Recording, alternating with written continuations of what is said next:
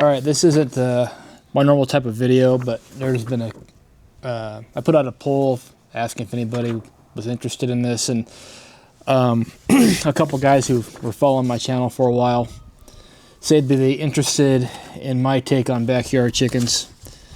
So I figured, what the heck, might as well. It gives me a chance to play with my new camera. So this is going to be a high-level overview. Got my cheat sheet here.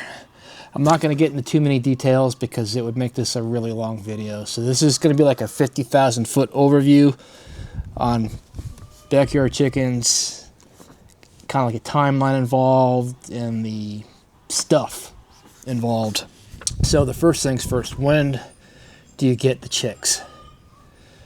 As soon as they go on sale, because when they go on sale at your local Ranch Supply store, they tend to go fast. In my area, I've seen them on sale as early as February or March. It just depends. February is the best case scenario for when they go on sale. Now, a few points on egg production up front is that if you get them in February, the earliest you're going to see eggs is probably going to be October or November, assuming that you start your chickens in February.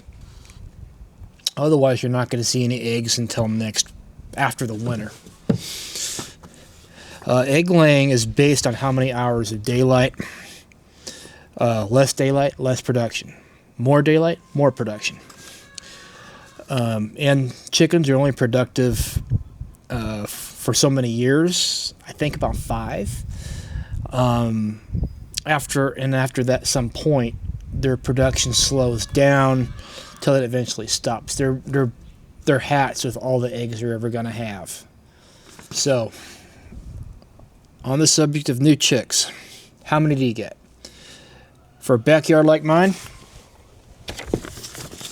3 at the minimum, 5 at the most. Plan on losing at least 1, so maybe 4 is the happy medium there. And let's go and get into the stuff you're going to need for that. All right, so this is all the stuff that we need for chicks, or that we use. So you need a brooder box. This is something you can buy at Walmart. You need to be able to enclose it. I've made this, and I cut the lid out. So when you first get them, you don't have to put the lid on. You can have them in there like that. But as they get older, you're going to have to put that lid on because they can flutter out of there. You're going to need a warmer. You can get this off of Amazon. They make them in different sizes. I recommend that brand right there. There's a bunch of Chinese knockoffs, but that's the brand that has been working for us. As for litter in the box, get pellet litter. You can try putting sawdust litter underneath the warmer, but pellet litter works best for us only because pine shavings get up into the water and the feed, and that becomes an issue. Pellet litter doesn't do that. Now, you're going to need some feeders and some food, obviously. These are food. This is water. We actually have a couple different water feeders. I don't know where my other one is right now. Usually we'll get some water added for that. It's designed for chicks. And we'll also, over the brooder box, we'll put in like a light. We put it in our basement. And we'll put a light in there on a timer to simulate day and night cycles. And we'll put them out in the run when they're mostly to fully feathered. So the key is they have to be able to maintain their own body heat. Now, as for chick growth and when to put them out and run, and for an introduction of new flocks with an older one, see this video right here. Now, as for run and hen house construction, don't get a prefab kit like we did in the past, like this one. So whether you build your hen house yourself, we didn't build this, by the way. This was made for us by a small local company. But when you're running your hen house, what you need is a proper roosting bar, because it's good for the health of the birds, and you'll get cleaner eggs. If you see it back down there, it's like major league poop piling up back in there. You need the nesting boxes, obviously. Easy access over there. Just because checking eggs is going to be a daily thing. To make your life easier, both the hen house and the run, you should be able to walk into and stand upright. Because trust me, those prefab kits that only go about this tall, it sucks shoveling that out.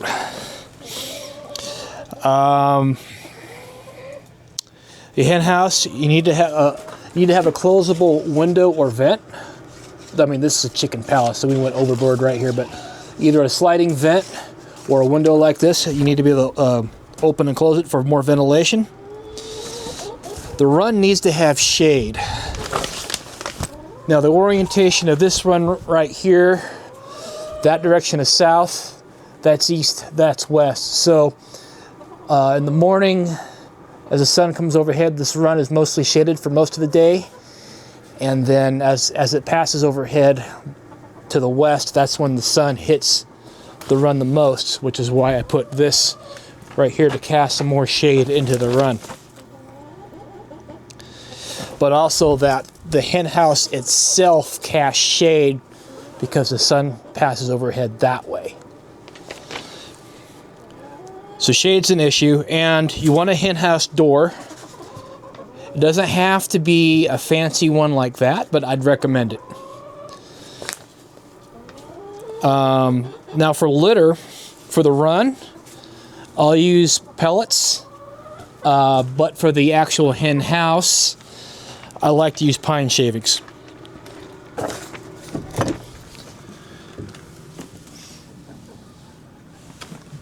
Yeah, they're busy. Now, as for the nesting boxes themselves, what I like to use, and I just got a new batch in the other day, is I'll use these right here. They're not too expensive, but because I'm a cheapo, what I'll do is I'll take each one of these and I'll rip it in half, and then I'll use half of this in one nesting box. So I'll get 2 uses per pad. If you can see down there.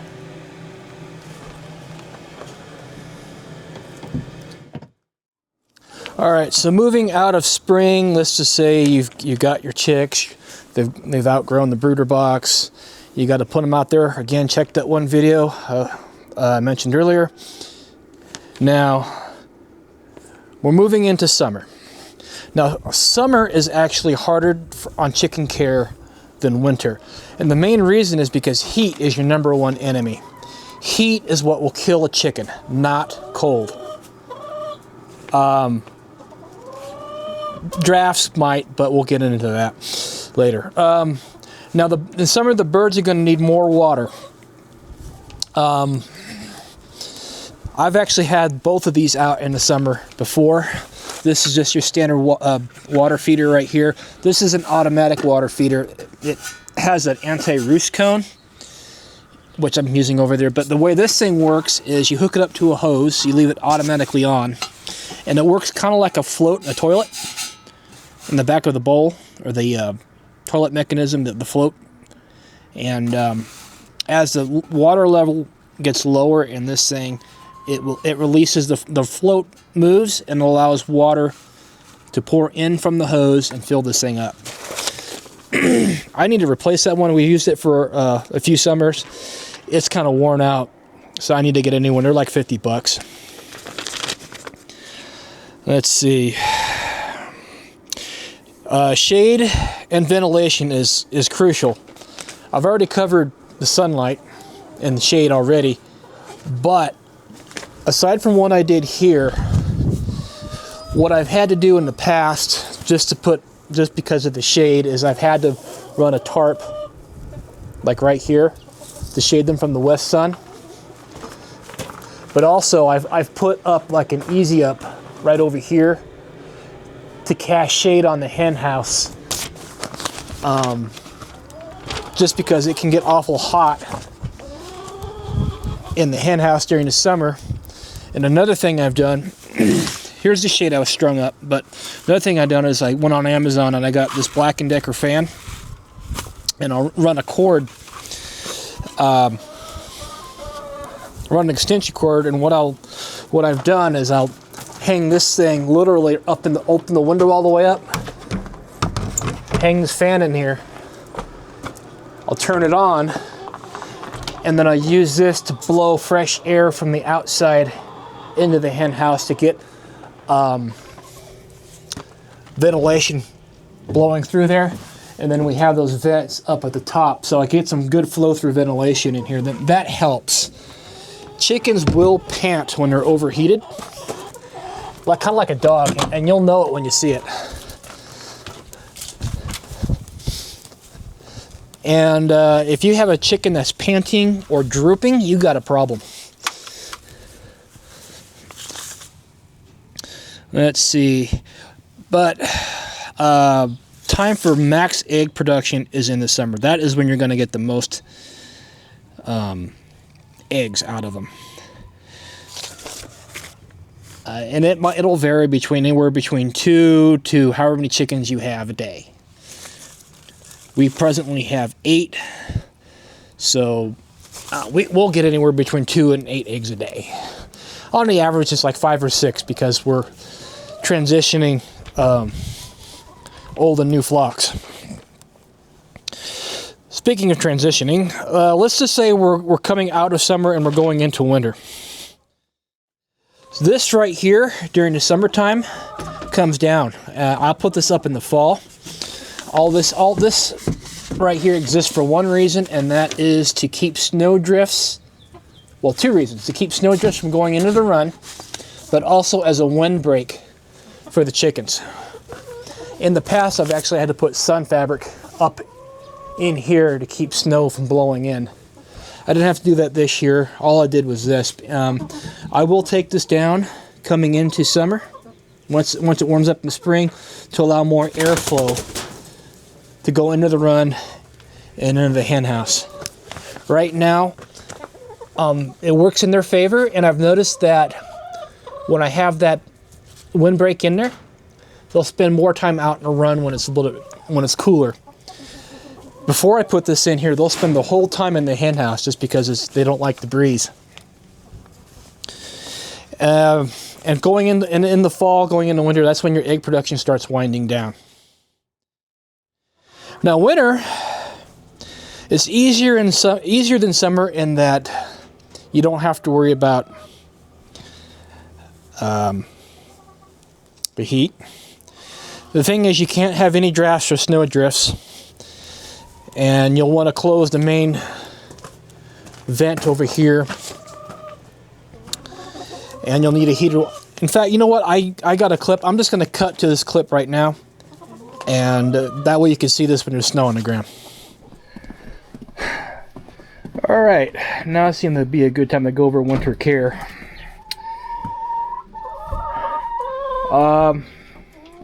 Shoot, where do I start? Stuff for winter specific is a heated water feeder. For that, we just ran a cord all the way around. So for the winter, you're going to need a heated water feeder. How do you fill it? A stock pot, honestly. Don't even bother with the garden hose in the winter. It's just going to freeze over. They like to roost on top of that, so that roosting cap blocks them. This right here is specific for winter. I take it out during the summer to allow more ventilation. But this is to stop snow drifts And yeah, we've had a mouse problem before. This is specifically to stop snow drifts. If we get a bad enough winter, I will cover this entire thing with a sunscreen fabric to keep the snow from blowing in. And I extended the skirt out to the edge of the house so we don't get a bunch of snow back there.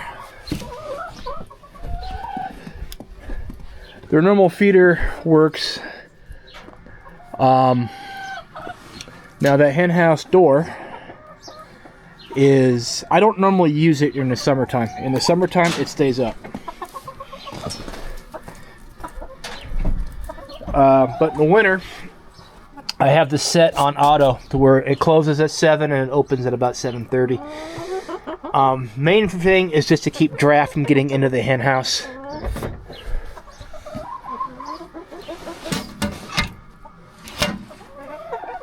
I gotta clean that up.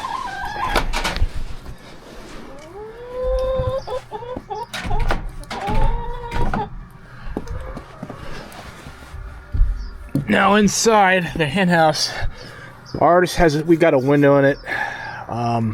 That helps during ventilation in the summer, but that's not the thing right now. Now the inside of the hen house, you want it dry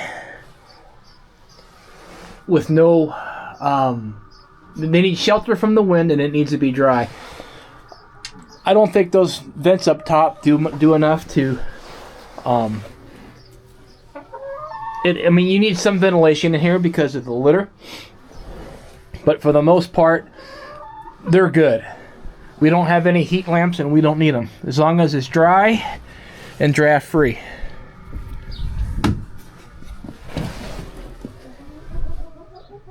Yeah. All right.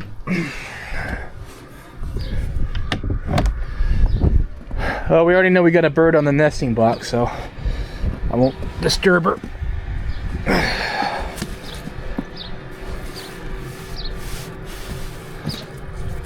But that's I think those are the main points in the winter. Chickens are easier to keep in winter than they are in summer. The hardest thing about chickens in winter is keeping them with fresh water without it freezing and filling that water feeder. That's the only trick, really. All right, I'll spend a little bit on feed and water. I say that a lot, don't I? Now, as water goes, whether I'm running the wintertime heated water feeder over there or one of these, what I try to do, particularly with these ones, is I'll use this hen booster along with a few, like maybe 1/4 to just like a few teaspoons of bleach into this thing, and then I'll fill it all the way up. Same thing for the winter feeder. Try to keep the funk down with some little bit of bleach, and I try to give them the best grow with the probiotics and all that. Now, as feed goes, I find that pellet is more economical than crumble. Now, when you first get the chicks, they're going to be using crumble feed, most likely. And when you get them in there and you put them out, you want to wean them off of the crumble and get them onto the pellet. So I'll mix the two, and eventually I'll stop mixing the crumble all together and just put in pellet. The reason is because you're going to get this smart-ass chicken who decides that he wants to dust, or she wants to dust bath in the food, and crumble feed looks like it. Every now and then I'll put out a dust bath out there. I haven't been doing it, but usually I'll just use like potting soil, and I'll mix it with some diatomaceous earth. They will get their dirt bath one way or another, even if they'll bathe in the food. Speaking of feeder, I almost forgot about that.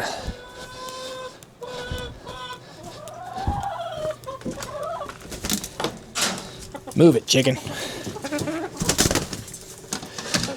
That's the feeder we got. And yeah, you can tell they're not afraid of me at all. But if you can keep on with Crumble, what's going to happen is they'll dust bathe in that thing and they'll get that food scattered all over the place, and it's a big old mess. And you'll go through feed a lot faster. One thing that I like to do, I have a metal bowl out there, and I'll mix what I call chicken dip. And I'll take a scoop of, they love this stuff, just some grub worms, along with some grit, which I'm about out of, and some oyster shell. So I'll just put in, and I'll make them dig for the grubs in the bowl. They love that stuff. Maybe I can dig one out right now. They love that stuff. One thing that helps, and you might not have considered it before, but if you get into backyard chickens, you might consider it, is actually getting a pair of kick boots. Most people call them cowboy boots. I like the term kick boots because when you step out into the run, you're going to get chicken crap on your boots, and you don't want to track that into the house. So a pair of kick boots, you can just kick them off before you go into the house. That works out pretty good. I'm just gonna go ahead and give them some chicken nip. They love this stuff. Though I'm about out of grit.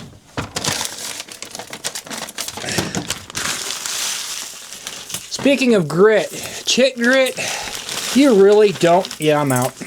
You really don't have to put in grit with the chicks very much. You could impact your crops. So I wouldn't go too crazy with chicken grit, or chick grit versus chicken grit. They really don't need it when they're on the crumble feed. So this is not a full bit of chicken nip, but they love those the grubs really a lot. Move it.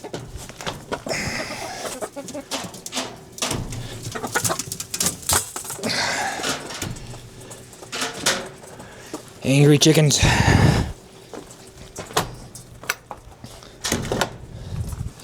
One point I forgot to mention. That automated chicken door, that helps greatly. That will make your life a lot easier in winter, because in winter you'll want to close that door to keep the draft from coming in at night. Now if you have a timer on that, then it'll close for you, so you don't have to go out here every night and every morning to close the door and open it. Major pain in the butt. Alright, well, I think that about covers everything I was thinking of. Hopefully this doesn't come out too long, too boring, or too, I don't know, not enough detail, but yeah, there you have it. Have a good one.